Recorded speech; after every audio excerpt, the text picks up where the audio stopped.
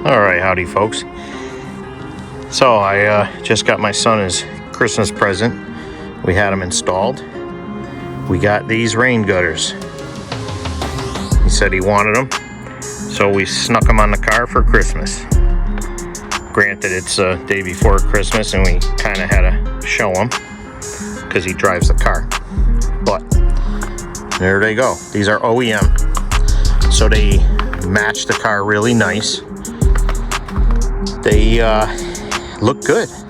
They look good. They're solid too. They're on there. So I didn't do it myself. I had them installed. I made him go take the car down to have it done.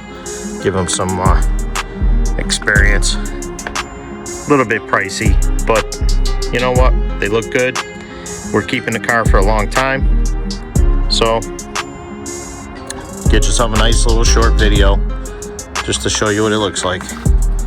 Let's go check the other side. All right. I think they look good. They line up nicely. They look sharp. And we're constantly, rolling down the window a bit to get air in the car when you're driving, even on them rainy days.